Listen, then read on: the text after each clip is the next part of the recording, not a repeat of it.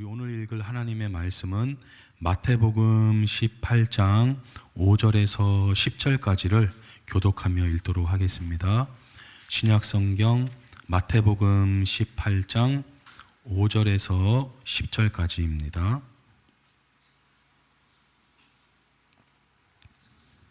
저부터 해서 읽도록 하겠습니다. 또 누구든지 내 이름으로 이런 어린아이 하나를 영접하면 곧 나를 영접함이니.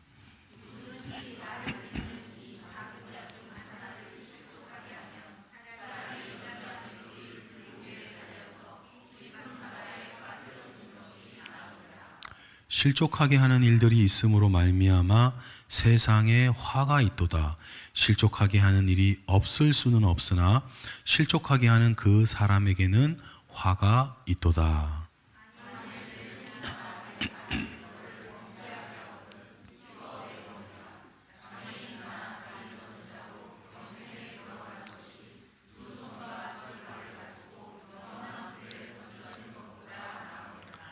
만일 내 눈이 너를 범죄하게 하거든 빼어 내버리라. 한 눈으로 영생에 들어가는 것이 두 눈을 가지고 지옥불에 던져지는 것보다 나으니라. 작은 자 중에 하나도 없인 여기지 말라. 너희에게 말하노니 그들의 천사들이 하늘에서 하늘에 계신 내 아버지의 얼굴을 항상 배웁니다. 아멘.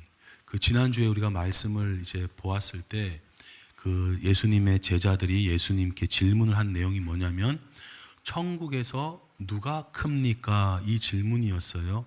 근데 예수님의 답변은 천국에서 누가 크다라고 말씀하시기 이전에 천국에 어린아이와 같이 되지 아니하면 들어갈 수조차 없다, 이렇게 말씀을 시작하셨어요.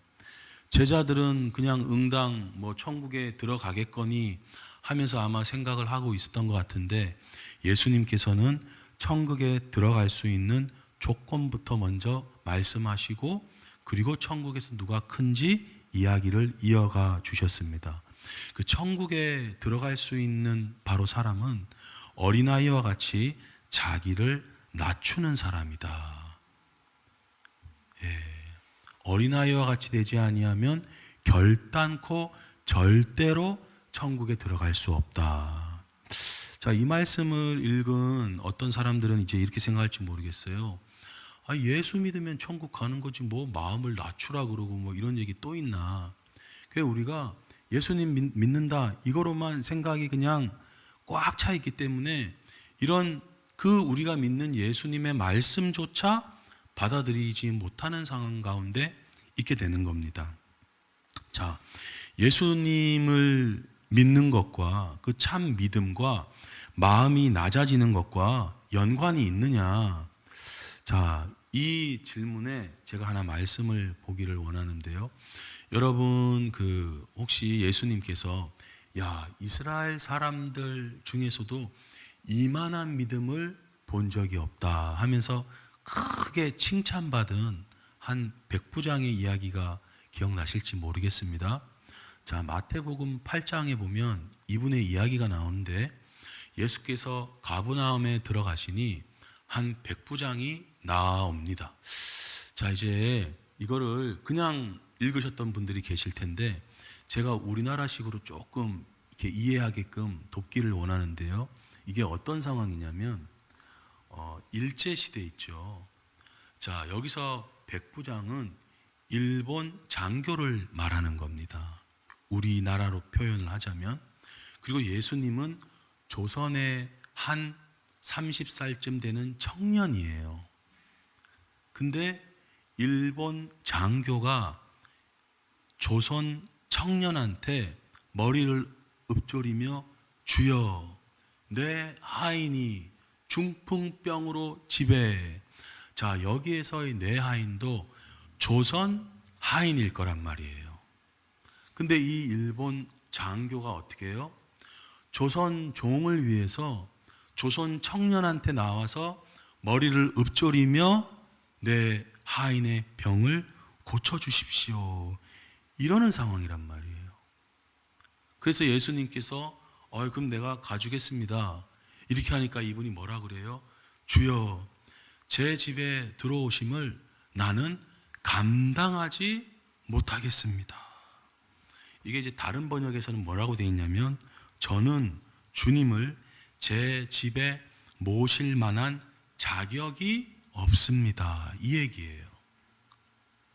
자, 그 당시 문화에서는 뛰어난 분들이나 높은 분을 집에 이렇게 데리고 모신다는 것은 굉장히 큰 영광입니다. 나그네라 할지라도 이렇게 잘 대접하는 문화였었거든요. 근데 예수님을 모시면서 할 수 있는 것은 큰 영광인데, 이분이 자기 자신을 주님과 앞에 뒀을 때 어떤 마음을 갖고 있는 거예요? 굉장히 낮아진 마음을 갖고 있는 거예요. 우리가 생각하는 믿음만 막 큰 그것이 아니라, 이분의 마음이 얼마나 겸손하고 얼마나 낮아져 있는지를 성경은 보여주고 있습니다. 그래서 여러분, 진짜 올바른 믿음을 갖고 있으신 분들은 마음이 높아진 채로 의시되는 분들이 아니라, 뭐 은사가 강하네, 내가 뭐 봉사를 많이 했네, 이런 식의 분들이 아니라 정말 마음을 낮춰서 정말 무가치한 것을 깨닫고 주님께 영광을 돌리고, 자기가 한 것 뭐 좀 있다라고 하면 다 하나님의 은혜라고 진실되게 고백할 수 있는 사람들, 그 사람들이 참 믿음을 갖고 살아가는 것이다. 성경은 이렇게 보여주고 있는 것입니다. 자, 그래서 예수님께서 너희들 정말 어린아이와 같이 마음이 낮아지면 낮아질수록 천국에서는 커지고 커지는 자가 될 것이다, 이렇게 얘기를 해줬어요. 자, 그러면 이렇게 마음이 낮아진 사람들을 어떻게 대하여야 하느냐, 예수님께서 오늘 5절에 이제 시작하면서 다시 언급을 해 주십니다. 한번 5절을 읽어보겠습니다. 또 누구든지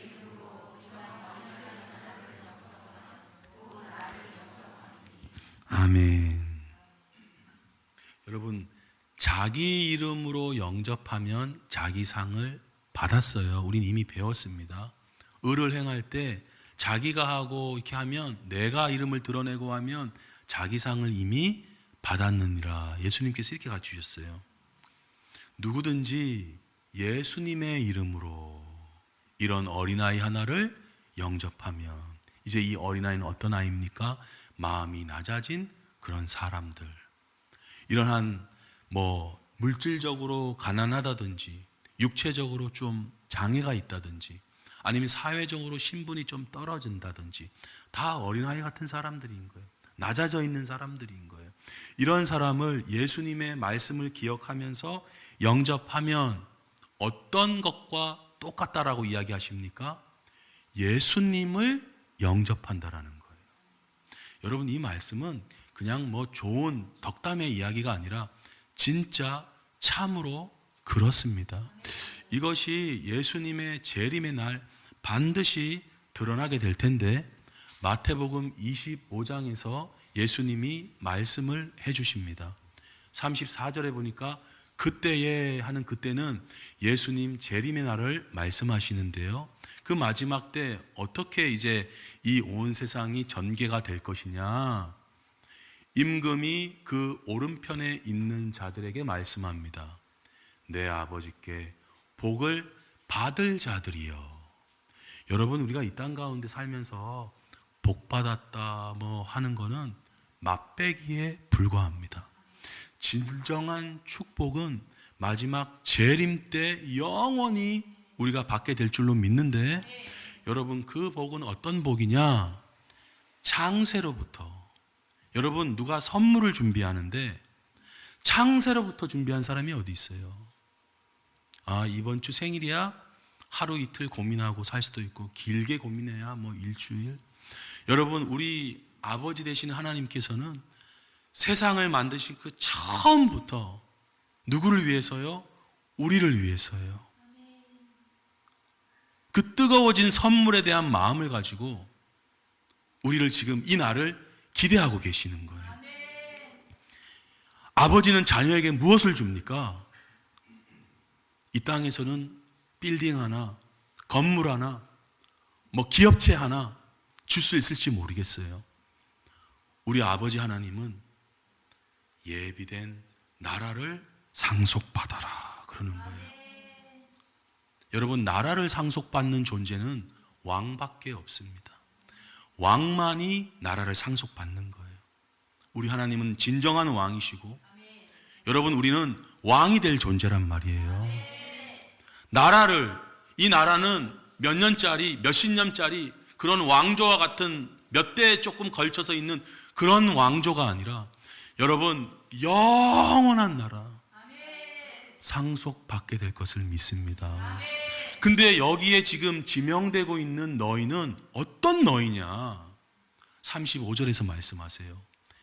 예수님, 내가 줄일 때 너희가 나한테 먹을 것을 줬고, 내가 나그네와 같을 때 너희가 나를 영접하였고, 방금 우리 5절 6절에서 읽은 어린아이를 영접하면 곧 나를 영접하는 거라 그랬잖아요.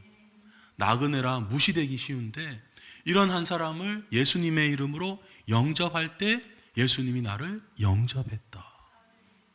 그래서 이분들은 우리가 언제 예수님을 영접했습니까? 하면서 이어서 말합니다. 의인들이 말합니다. 주여, 우리가 언제 그렇게 했습니까? 말씀하세요. 왕이 대답합니다. 내가 진실로 너희에게 이르노니 여기 내 형제 중에 어떤 사람이요? 지극히 작은 자. 큰 자에게 한 것 말고요. 막 높은 목사님, 막 대단한 장로님 말고요. 지극히 마음이 작아 있는 자. 교회 다니는데도 심지어 무시당하는 자. 저 사람은 뭐 소위 얘기해서 있는 둥 없는 둥 하는 그런 존재. 사람들은 그냥 힘 있고 권력 있고 돈 있고 봉사 많이 하고 아주 뛰어나고 찬양 잘하고 막 이런 사람들에게 와 이러는데, 저분은 뭐 주일날 오시는지 마시는지 별로 우리 교회 교인이었나? 이름도 모르네. 그렇게 지극히 작은 자 하나에게 오늘 이 말씀을 듣고 그런 사람을 섬겨야겠다. 그런 사람에게 다가가야겠다. 자, 그렇게 한 것이 누구한테 한 것이라는 거예요? 예수 그리스도에게 한 것이라는 거예요. 여러분, 이 은혜의 축복의 발걸음이 우리 가운데 더욱더 일어나기를 축복합니다. 영원한 나라를, 이거 뭐 우리가 한 거에 비하면 게임이 안 되는 거예요. 우리 뭘 합니까? 근데 아버지께서는 영원한 나라를 상속시키시다. 근데 우리 이제 이 말씀을 듣고 이렇게 살아가고 싶고 또 이렇게 살아가려고 하는데, 만약에 이렇지 않고 이런 작은 자, 나이도 어리고 뭐 직업도 변변찮고 뭐 외모도 그렇고 뭐 하여튼 능력도 없고 이런 사람 함부로 하면 어떻게 되느냐? 6절을 읽겠습니다. 시작.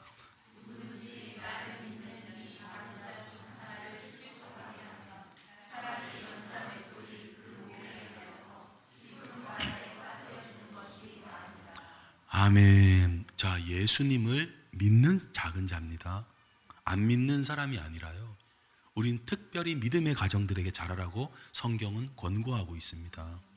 누구든지 나를 믿는 이 작은 자 중에, 부도나고 뭐 아주 그냥 고아와 같고 뭐 여하튼 믿는 작은 자 중에, 초신자, 이제 예수님 믿고 이제 신앙생활 하는데 이런 작은 자 중에 하나를 실족하게 되면 큰일이 난다 이러는 거예요.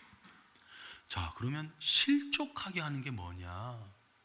여러분, 실족하게 한다라는 성경에서의 표현은 거의 대부분 죄를 짓게 하는 경우를 이야기하는 겁니다.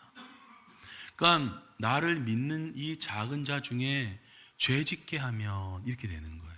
그래서 다른 번역 하나 이제 보면 실족이라고 할 때 공동 번역에서 뭐라 그랬냐면, 나를 믿는 이 보잘것없는 사람들 가운데 누구 하나라도 죄 짓게 하는 사람은, 이렇게 번역되어 있습니다.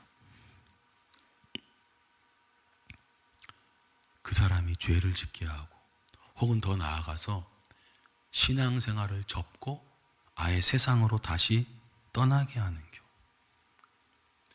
경우. 요즘은 아예 그 교회에 대한 집중도가 대부분 많이 떨어져 있는데, 과거에는 이제 친밀해지다 보면 거기에서 돈 거래도 막 생기고 막 그렇습니다. 예전에 이제 한참 개라는 게 유행할 때 교회 소그룹 간에 구역이든 셀이든 개 모임을 많이 했었어요. 근데 어떤 일들이 생기냐, 개돈을 타다가 도망가 버리는 거예요. 그리고 저도 여러 차례 들었는데, 소위 교회에서 장로님 그러면 좀 신뢰할 만한 인물이 되잖아요. 그 장로님이 초신자나 아니면 그 정말 착한 순한 이 작은 자, 마음이 여려 있고 그런 사람들에게 다가가서 돈을 엄청 빌려다가 야반 도주하는 일들도 왕왕 들었습니다. 그래서 그래도 믿음이 좀 있는 분들은 그런 상황이 딱 닥치면 에휴, 뭐 저 사람 하면서 그래도 믿음을 잃지는 않는데, 초신자냐 연약하고 이런 작은 사람들 중에서는 야, 내가 교회 다녔는데 똑같더라, 갔는데 무슨 장로라는 분도 야, 어떻게 그렇게 사기를 치고 거짓말을 그냥 눈 하나 깜짝 안 하고 에이 하면서 어떻게 해요? 세상으로 다시 가버리는 경우가 있단 말이에요. 그렇게 되면 어떻게 되느냐, 그 사람은 실족하는 거잖아요. 그러면 그 원인 제공을 했던 그런 분들은 어떠냐, 이와 같은 게 더 낫다라는 거예요. 차라리 이렇게 될지언정 절대 영혼을 파괴하는 일을 해서는 안 된다, 그러는 거예요. 자, 이런 말씀을 알면 우리가 교회 생활에서의 내 행동 거지, 말 한마디 어떻게 해요? 더 조심하게 됩니다. 함부로 막 할 수 없어요. 혹시나 실족하게 하면 안 되기 때문에. 잘나지 않아도요, 차라리 조심해서 주님한테 칭찬받는 게 낫습니다. 뛰어나지 않아도요, 조심해서 실수 안 해서요, 연약한 거 안 해서요, 주님한테 잘했다고 칭찬받는 게 오히려 나을지 모릅니다. 여러분, 오늘 이런 지혜가 우리 가운데 차고 넘치기를 원합니다. 자, 예수님 우리 2주 전에 봤는데요, 마태복음 17장에 보니까 기억나실 겁니다. 하나님의 아들 된 우리들은 세금 낼 필요가 없다. 근데 예수님께서 내자, 그 이유가 뭐예요? 그들이 실족하지 않게 하기 위해서 얘야 세금을 내자꾸나, 이렇게 말하신 거였거든요. 원래는 안 내도 되지만 내 주장만, 내 권리만 말하지 않습니다. 저들이 실족하지 않게 하고, 저들이 막 욕하면서 막 죄를 짓는 이런 상황에 가지 않도록 하기 위해서 얘야 세금 내주자. 돈이 먼저가 아니라 사람이 먼저다, 이렇게 되는 거예요. 자, 이런 마음과 믿음과 정신이 바울 사도와 같은 믿음의 사람들에게도 이어집니다. 고린도전서 8장에 보니까 바울이 이런 얘기를 해요. 자, 배경이 뭐냐면요, 이런 배경입니다. 고린도 도시는 우상들이 되게 많았어요. 소위 요즘 말로 하면 고사 지내잖아요. 돼지머리 바쳐서 그 고사 지낸 돼지머리 먹어도 되냐, 먹으면 안 되냐, 이게 이제 교회 내에서 벌어지는 일들이에요. 자, 바알과 같은 진리의 지식으로 많이 있고 믿음이 성장하신 분들은 뭐라 말씀하시느냐, 모든 것이 하나님이 지으신 것이기 때문에 전혀 걸림이 없다. 근데 여러분, 초신자나 이런 분들이, 또 우상을 섬겼던 분들이 다시 그 돼지를 봤을 때 옛날 생각이 날 수도 있고, 그래도 그거 우상한테 이미 드렸다라고 생각하는 건데 그거를 먹는 거는 찝찝한 거야 하면서 안 먹으려고 하는 분들이 있단 말이에요. 이렇게 이해의 상충이 일어날 때 너희들이 진리의 지식을 가지고 먹을 수 있는 자유가 있다 하더라도 믿음이 약한 자들이 실족하게 되지 않도록 조심해야 된다. 만약 내가 그냥 자유를 가지고 이 돼지머리 그냥 먹을 수 있는 자유가 있다 하더라도 내 형제가 저 목사님이 막 저 우상에게 바쳐진 막 돼지고기를 드시네. 야, 다 똑같구만. 그렇게 막 형제가 실족하게 된다면 난 아예 영원히 고기를 먹지 아니하며 내 형제를 실족하지 않게 하리라. 자, 그러니까 우리의 삶의 어떤 중심이 내 중심적이 아닌 거예요. 여러분, 하나님을 사랑하고 이웃을 사랑하라고 말하는 것은 중심이, 우리의 초점이 하나님이 먼저요, 이웃이 두 번째인 줄로 믿습니다. 그러니까 우리가 왜 육체적으로도 성장하면 내가 아니라 다른 사람을 더 생각하게 되잖아요. 그래서 G.O.D라는 왜 그룹이 어머니는 짜장면을 싫어하셨어. 근데 알고 보니까 엄마 어때요? 짜장면 되게 좋아하셨잖아요. 좋아하지만 하나밖에 없는 그것을 난 안 좋아한다. 너 먹어라. 그 사랑을 배우고 그 배려를 점점 배우게 되는 거죠. 자, 이렇게 만약에 실족의 일이 있으면 어떻게 되느냐? 자, 7절에 예수님께서 말씀합니다. 한번 읽겠습니다. 실족하게 하는 일들이 있음으로 말미암아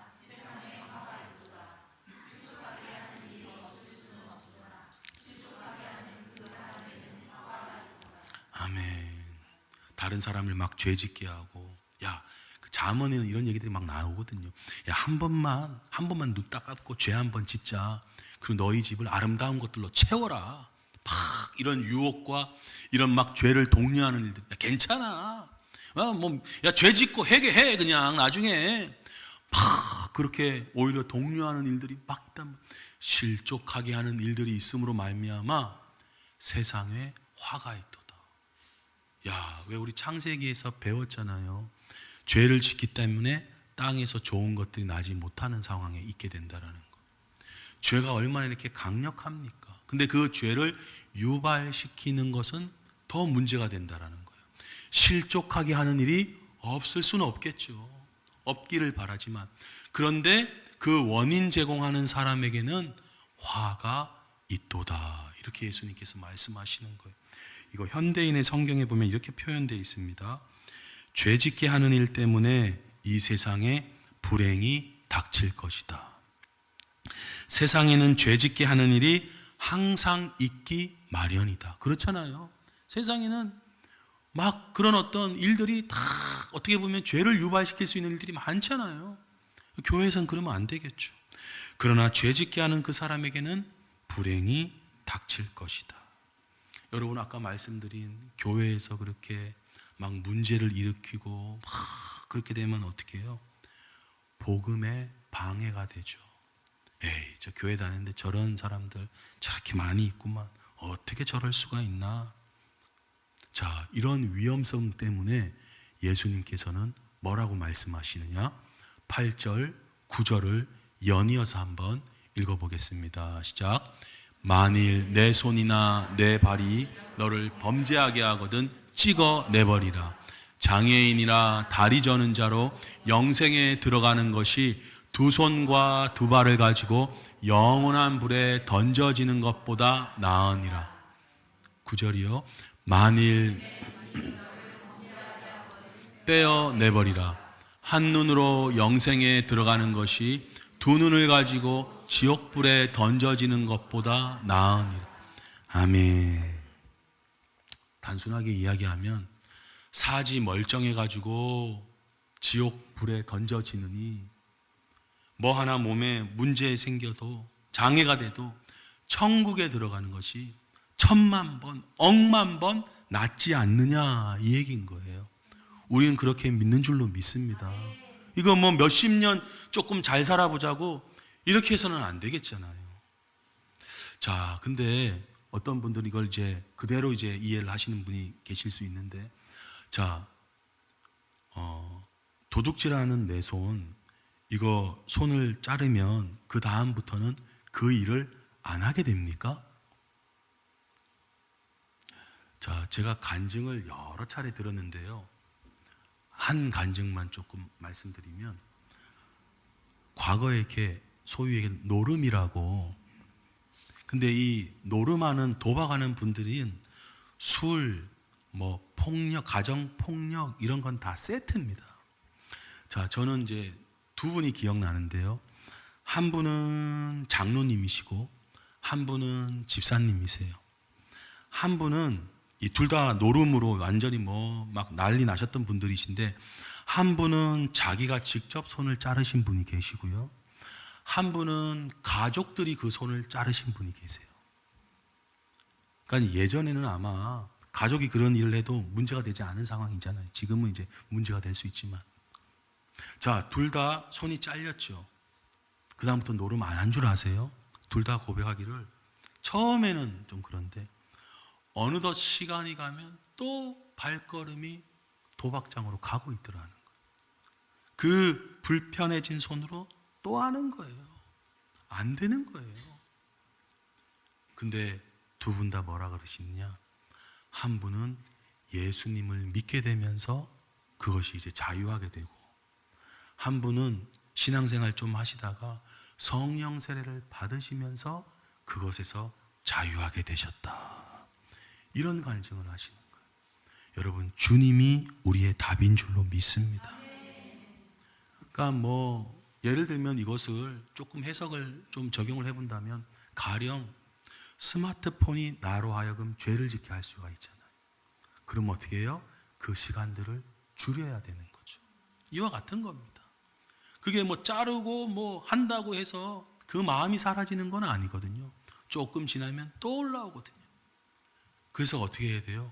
우리의 마음을 주님의 말씀으로 계속 채우고, 자, 계속 잘 채우려면 마음이 어떻게 돼 있어야 됩니까? 마음이 낮아져 있어야 돼요.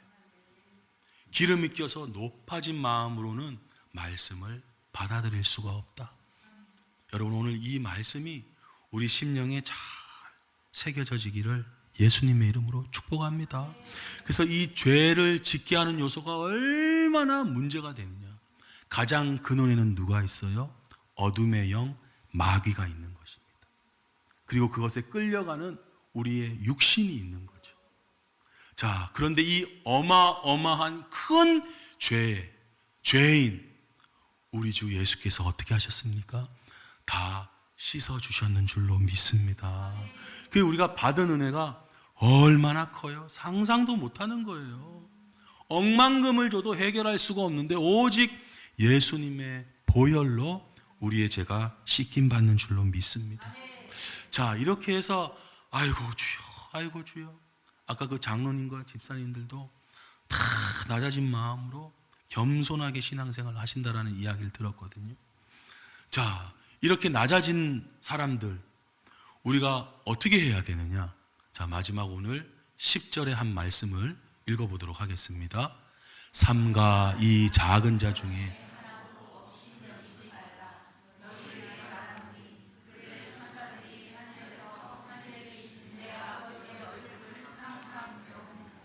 아멘.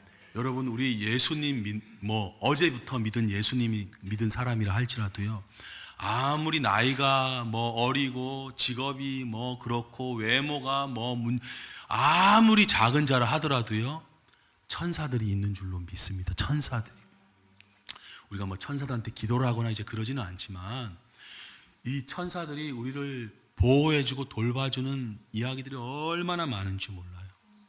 제가 들은 것만 해도 정말 많은데, 한 번은 아마 남자분이셨던 것 같아요. 이 건달들을 만난 거예요. 건달들이 여러 명 오고 있는데, 이제 이분은 이제 겁이 나는 거죠. 근데 주님을 찾는 거예요. 근데 오던 이 건달들이 혼비백산해서 막 그냥 도망을 가버렸어요. 나중에 경찰서 가서 이제 조서를 이제 쓰는 때 얘기를 하는데, 아니 왜 그렇게 도망을 갔어? 하니까 이 건달이 뭐라고 이야기하냐면, 그때 당신 뒤에 엄청난 큰 이 막 장궁호 같은 사람이 이렇게 노려보더라 이거야. 너무 겁이 나가지고 다 도망갔다라는 거예요. 여러분, 누구겠습니까? 천사가 아니겠습니까?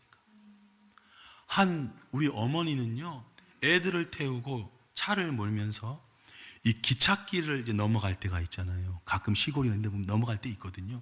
근데 넘어가려고 하는 그 기찻길 바로 거기서 엔진 시동이 꺼진 거예요. 기차는 오고 있는 거예요. 어떻게 해요? 주여, 제 아이들하고 저를 도와주세요.